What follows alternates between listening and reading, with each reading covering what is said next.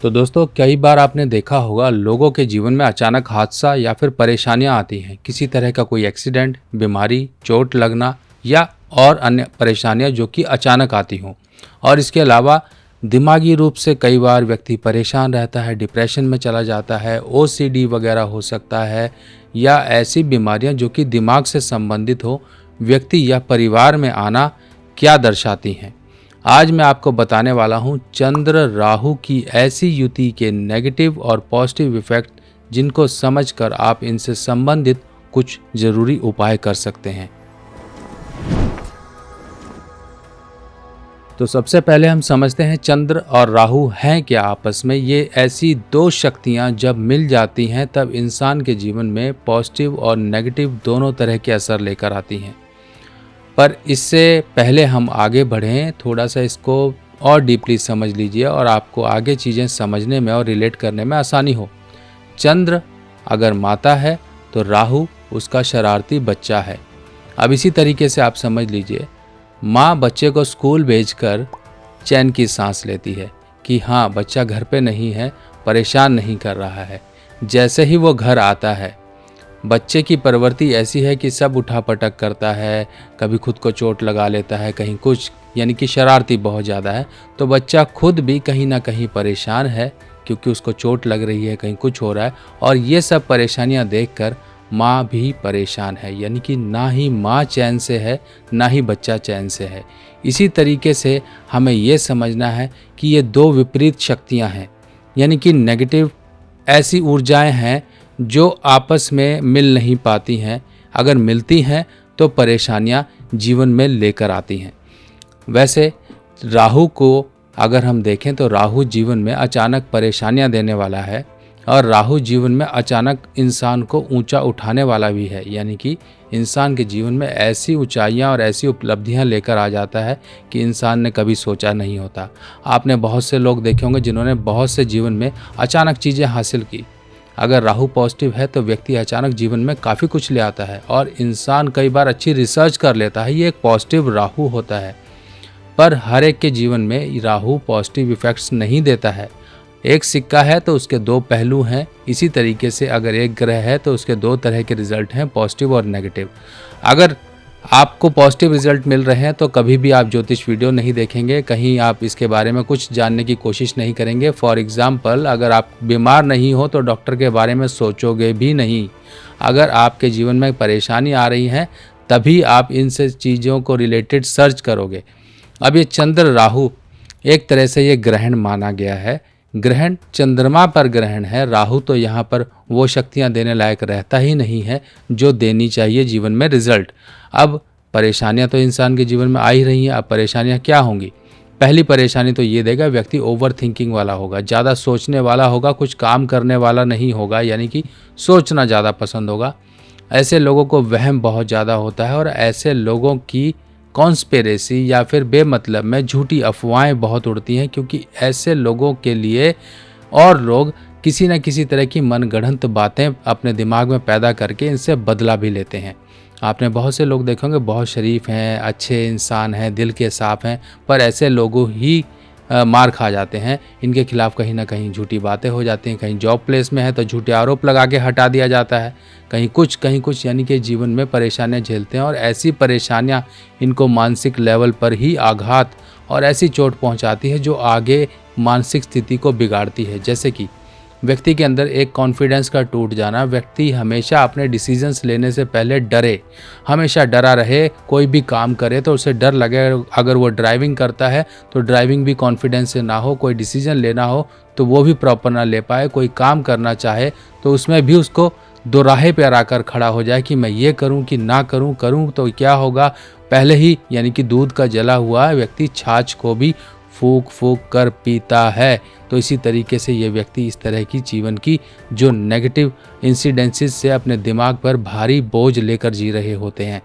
ऐसे व्यक्तियों को अक्सर पानी संबंधित खतरा रहता है। अब पानी संबंधित खतरा क्या होता है? आपने देखा होगा कई बार लोगों को फूड पॉइजनिंग होती है, कुछ खाया नहीं कि फूड पॉइजनिंग हो गई, यानी कि पानी वगैरह पी लिया, कहीं गंदा पानी आ गया, घर में गंदा पानी आ जाता है, कहीं म्यूनिसिपल वालों का गंदी सप्लाई आ जाती है, खुद तो बीमार हुआ ही हुआ, घर वाले भी बीमार हो जाते हैं, कहीं लीवर की प्रॉब्लम, कहीं अमीबियासिस, कहीं डाइसेंट्री, बहुत सी प्रॉब्लम्स हैं जो कि शरीर के पानी के जो एक लेवल को उसको डिस्टर्ब करती हैं, क्योंकि शरीर में पानी है और वो पानी चंद्रमा है, और चंद्रमा ही डिस्टर्ब हो गया तो व्यक्ति को किस किस तरह की प्रॉब्लम आती है। उसके ब्लड प्रेशर की प्रॉब्लम आती है, ब्लड प्रेशर मेंटेन नहीं रहता है, लोगों को डर रहता है, दिमागी प्रॉब्लम रहती है, मालिखौलिया एक बीमारी होती है जिसमें हाथ पैर हिलने शुरू हो जाते हैं, व्यक्ति की कहीं गर्दन हिल रही है, कहीं हाथ हिल रहे हैं, यानी कि उसके हाथ कांप रहे हैं, इस तरह की प्रॉब्लम होती है जब चंद्र राहु का कहीं से डिस्टर्बेंस होना शुरू हो जाता है। व्यक्ति कई बार आपने देखा होगा, कहीं हिल स्टेशन पे गए, वहाँ पर पानी वगैरह में नहाने के लिए गए तो वो डूब कर मर गए, या फिर ऐसी जगह गए बाढ़ आ गई, या कोई ऐसी जगह शिप पे गए, कुछ ऐसा हुआ जिनके भी चंद्र राहु का योग यानी कि युति है या फिर चंद्र राहु का संबंध बनता है, इन लोगों को पानी से बहुत ही खतरा रहता है। इतना खतरा कि ये जीवन को ख़त्म करने वाली चीज़ होती है। और ऐसे व्यक्तियों के जीवन में अचानक हादसे होते हैं। अचानक हादसे कैसे होते हैं? कोई एक्सीडेंट लग गया, कोई गोली लग गई, कहीं पर किसी ने कुछ फेंक कर मारा किसी के लिए और आकर इनको लग गया, कहीं इनकी आंख में चोट आ गई, कहीं सिर पर चोट आ गई, कहीं दिमागी न्यूरोलॉजिकल प्रॉब्लम हो गई। इस तरह की प्रॉब्लम्स होती हैं, लोगों को चोट लगती है, लोगों के सिर में कहीं सिस्ट बन जाती है, कहीं सिर में गांठ है, कहीं क्लॉट है, कहीं उनको मिर्गी के दौरे पड़ते हैं। ये सारी की सारी प्रॉब्लम नर्वस रिलेटेड, दिमागी रिलेटेड इंसान के जीवन में आती हैं। लोगों के हाथ पैरों में पसीना आता है जब भी चंद्र राहु डिस्टर्ब होगा, क्योंकि इनकी सोचने की शक्ति इतनी तेज हो चुकी होती है जिस वजह से बॉडी इतनी ज़्यादा फास्ट रिएक्शन करती है कि दिमाग की बात करें, दिमाग इतना ज़्यादा फास्ट रिएक्शन करता है जिस वजह से हमारे शरीर में गतिविधियां तेज होनी शुरू हो जाती हैं, पर व्यक्ति करता कुछ नहीं है। आपने देखा होगा कि दिमाग ही चल रहा है, शरीर नहीं चलता है। जब ऐसी कंडीशन होती हो तो चंद्र राहु का जीवन पर प्रभाव बुरा पड़ता है। बहुत से बच्चे देखे होंगे बचपन से ही चश्मा लग जाता है, नज़र यानी कि आई साइट की बहुत ही ज़्यादा कमज़ोरी होती है, माँ कहीं ना कहीं बीमार रहती है, माँ भी परेशान, बच्चा भी परेशान, कई बार तो बच्चा होने के बाद से ही जच्चा और बच्चा दोनों को परेशानियाँ आती हैं, और ये खासकर 12 साल की उम्र तक माँ और बच्चा दोनों परेशान रहते हैं।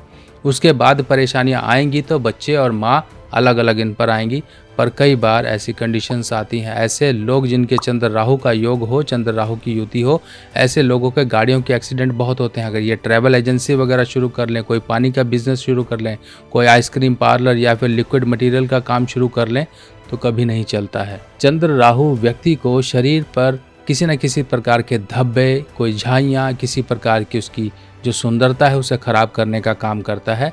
चंद्र राहु वालों के शरीर पर अनियंत्रित मस्से वगैरह निकलना शुरू हो जाते हैं, और ये बुरे चंद्र की निशानियां हैं, यानी कि बुरे चंद्र राहु के कारण हो जाता है। ऐसे केस में व्यक्ति को ये समझ लेना चाहिए कि चंद्र राहु के बुरे प्रभाव उसके ऊपर पड़ रहे हैं, और इन सब परेशानियों से निजात पाने के लिए उपाय भी ज़रूरी होते हैं जो कि समय समय पे किए जाते हैं। अब आजकल जो परेशानी कॉमन चल रही है वो चल रही है कैल्शियम लेवल डाउन हो गया, शरीर में विटामिन D3 कम हो गया। ये प्रॉब्लम कहाँ पर जाके ख़त्म होती हैं? कैल्शियम लेवल अगर देखिए शरीर में कुछ मिनरल्स, विटामिन्स, ये चीज़ें अगर कम हो जाएं तो शरीर किसी काम का नहीं। जैसे कि आप गाड़ी सर्विस करवाते हो, जो इंजन ऑयल पड़ता है उसमें कई बार एजेंसी वाले आपको कहते हैं कि इसमें एडिटिव डाल देते हैं। एक एडिटिव यानी कि वो जो इंजन की फंक्शनिंग को प्रॉपर करके रखता है, आपकी इंजन की लाइफ बढ़ा देता है। इसी तरीके से ये मिनरल्स, विटामिन्स हमारे शरीर के अंगों को चलाने में मदद करते हैं। अगर यही कमज़ोर पड़ जाए तो शरीर काम नहीं करता है, आपका लाइफ स्पैन चलता तो है पर वही बीमारियां, दुख, परेशानियों से गुजरता रहता है व्यक्ति। कुछ ना कुछ छोटी मोटी परेशानियां लंबे समय तक शरीर में घर बनाए रहती हैं, शरीर स्वस्थ नहीं रहता है। चंद्र राहु व्यक्ति को डिप्रेशन, हेलुसिनेशन, कई बार आपने अभी कुछ समय पहले एक केस सुना होगा जो कि एक काफ़ी मशहूर गायक हनी सिंह के साथ गुजरा था, जिसे कहा जाता है बायपोलर डिसऑर्डर। अब ये बायपोलर डिसऑर्डर कब होता है ये भी इसी चंद्र राहु से संबंधित है। बाकी और इसकी ब्रीफ डिस्क्रिप्शन, पूरा डिटेल आने वाली वीडियोस में मैं लेकर आऊँगा, जिसमें ऐसे सेलिब्रिटीज़ को कवर करके उनके योग को कोरिलेट करके आपको इस प्रॉब्लम से बताऊँगा कि ये प्रॉब्लम व्यक्ति के जीवन में आती हैं। अब ये बाइपोलर डिसऑर्डर यानी कि व्यक्ति एक तरह से डरा हुआ सा रहता है, उसे अनजाना भय रहता है, डर रहता है। हनी सिंह के साथ भी यही हुआ कि उनको लोगों से मिलने में डर लगना शुरू हो गया। कई बार लोगों को आपने देखा होगा बाइपोलर डिसऑर्डर है या एक डिप्रेशन और बाइपोलर डिसऑर्डर में फ़र्क होता है, यानी कि व्यक्ति डिप्रेशन में या तो अकेला रहे, एक नीरस जीवन हो जाए, अपने आप को ख़त्म करने की कोशिश करे, जीवन का कोई मकसद ना रहे, उसे अपने जीवन में सारी इच्छाएं ख़त्म हो जाएं।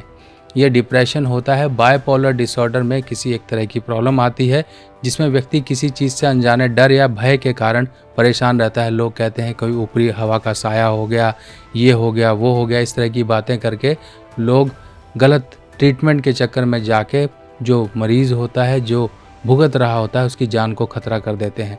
बहुत से लोग ऐसे ही चले जाते हैं क्योंकि उनका ट्रीटमेंट प्रॉपर नहीं होता। कहीं लिवर की प्रॉब्लम आ गई तो कहते हैं यहाँ झाड़ा करवा लो, वहाँ करा लो, ये करा लो, पर एक्चुअल में जो मेडिकल जो बनी हुई है एलोपैथी, उसका भी तो बेनिफिट है। कुछ ना कुछ तो आप करिए, सिर्फ इन्हीं चीज़ों में मत भागिए। अगर प्रॉब्लम है, कई बार देखिए कहते हैं दवा और दुआ एक साथ काम करती है, अकेली दुआ कभी काम नहीं करेगी। अगर दवा नहीं लग रही है तो दुआ साथ में की जाए तो दोनों चीज़ें परफेक्टली काम करती हैं।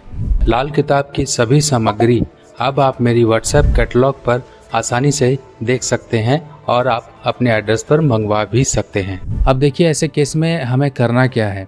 अब अगर मान लीजिए छोटे बच्चे हैं तो उनको निमोनिया होने की बहुत ज़्यादा प्रॉब्लम्स होती हैं। अगर बड़े हैं तो उनको न्यूमोथोरैक्स या फिर कोई उनको एम्पाइमा या चेस्ट रिलेटेड प्रॉब्लम्स, फेफड़ों में पानी भर जाना, इस तरह की प्रॉब्लम्स होती है। बार बार बच्चों को नज़ला, खांसी, ज़ुकाम होना, नाक बहते रहना, उनकी आंखें कमज़ोर हो जाना, बाल सफ़ेद हो जाना, चश्मा लग जाना, आँखों में चोट लगना या आँखों संबंधित कोई प्रॉब्लम आना, लोगों को कैटरैक्ट होना, इस तरह की प्रॉब्लम होती हैं। सब ये नज़र, दृष्टि, ये इस तरह की चीज़ों की प्रॉब्लम लेकर आता है।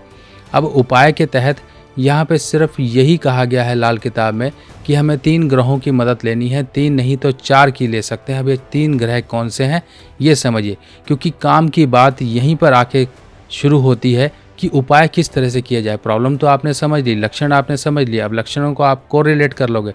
अब उपाय करने की बात आएगी तब हमें क्या करना है, और नहीं समझ आ रहा है तो हम लक्षणों को भी समझकर उपाय कर सकते हैं। पहला तरीका ये होता है कि या तो हम बृहस्पति की मदद लें, या तो हम मंगल की मदद लें, या तो हम केतु की मदद लें। अब ये 3 ग्रह हो गए। अब 3 ग्रहों में से हो सकता है कि मंगल खुद कमज़ोर हो तो क्या मदद करेगा, हो सकता है केतु खुद ऐसी जगह बैठा हो या केतु दृष्टि संबंध में कहीं खराब हो रहा हो, तब आप उनसे क्या मदद ले सकते हो। इसी प्रकार गुरु के भी वही हाल है। अगर गुरु खुद पितृ ऋण के कारण मारा हुआ है, या फिर राहु 11वें घर में चंद्र राहु की युति आ गई, या फिर कहीं गलत भाव में चले गए बृहस्पति, तीसरे में, छठे में, 8वें में या 10वें में, तब बृहस्पति खुद कमज़ोर हो गए। जब कमज़ोर ही व्यक्ति है तो दूसरे की क्या मदद करेगा। इसी तरीके से हमें ये एनालाइज करना होता है कि कौन से ग्रह से हमें मदद लेनी है। आप खुद ही समझिए, कहीं पर आप रिक्वेस्ट करते हो, आदमी सामने वाला खुद आपको अपने रोटी के उसे लाले पड़े हुए हैं, आपको क्या पैसे दे देगा वो। इसी तरीके से ग्रहों से मदद लेने का भी तरीका होता है। अगर आपको कोई तरीका नहीं समझ आ रहा है, और तरीका यहाँ पर सिर्फ और सिर्फ अब बात आ जाती है कि दुश्मन ग्रह चंद्र के जो कैटेगरी में आते हैं उनसे मदद ली जाए, यानी कि राहु को सही करने के लिए शनि की मदद ली जाती है। अब यहाँ पर करना क्या है, जब भी आपको इस तरह की प्रॉब्लम हो, देखिए वैसे तो ये ग्रहण का उपाय होता है, चंद्र ग्रहण का, पर इसको कभी भी किया जा सकता है, शनिवार के दिन किया जा सकता है। और इस उपाय को करने के लिए हमारे पास कोई लिमिटेशन नहीं है। जल प्रवाह की फैसिलिटी है तब भी ठीक है, नहीं है तब भी ठीक है। सीधा करिए, काले साबुत उड़द लीजिए, साबुत बादाम लीजिए, काले सफ़ेद तिल लीजिए, और नारियल का खोपरा ले लीजिए, पूजा वाला जटा वाला नारियल ले लीजिए, यानी कि खोपरा जो नारियल गरी गोला होता है वो ले लीजिए। ये सारी चीज़ों को बांध लीजिए काले कपड़े में, सिर से 7 बार एंटी क्लॉक घुमाइए और जाकर जल प्रवाह कर दीजिए। शनिवार के दिन कर सकते हैं, या फिर अगर आप मंदिर में चढ़ाने जा रहे हैं तो सिर से घुमाने की ज़रूरत नहीं है, सिर्फ माथे से टच करिए और जाकर वहाँ चढ़ा दीजिए। महीने में 1 बार करते रहिए, देखिए कैसे रिलीफ मिलेगा। दूसरा काम है कि एक गोल्डन कलर का मोती ज़रूर पहन के रखिए, जो कि आपकी अनामिका उंगली में होगा, या फिर आप लॉकेट के रूप में पहन सकते हो। इससे बृहस्पति की मदद चंद्र को मिलनी शुरू हो जाएगी।